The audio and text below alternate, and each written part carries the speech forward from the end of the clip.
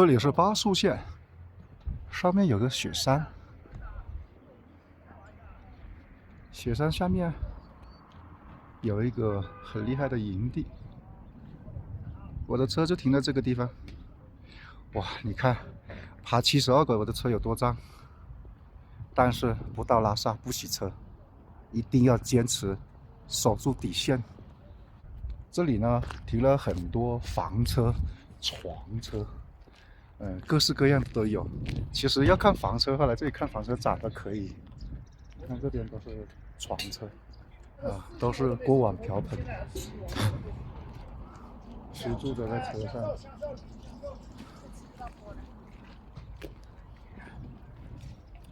这边有依维柯，有大通，还是很多床车，床车还是比较便利，爬山都容易一些。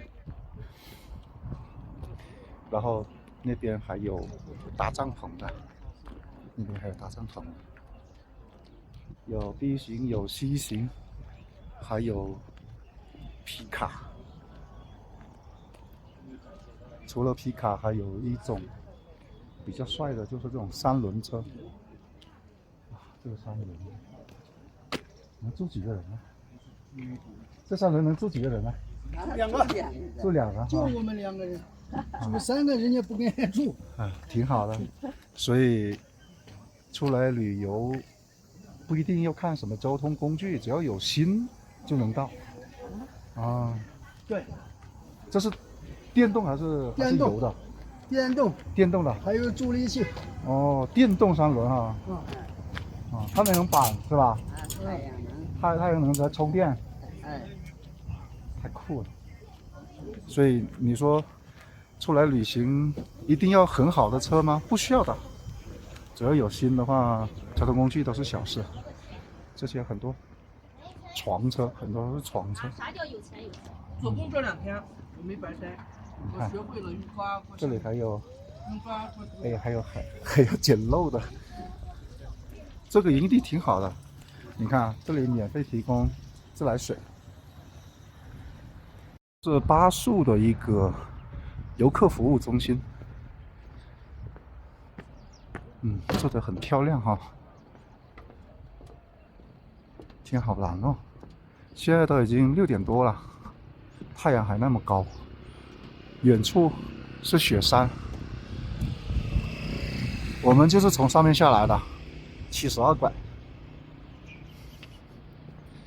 这里叫多拉神山游客接待中心，是福建省援建的。别说它这个还是3A 景区哈。大家知道这是啥吗？在这么一个神山下面开辟一个营地，然后免费提供给游客，我觉得巴蜀县这个是诚意满满。当然了，很多游客来这里也会替他宣传，包括购买一些土特产什么的。这里有一些产品的展示，然后也可以采购。这个沙盘多拉神山的沙盘。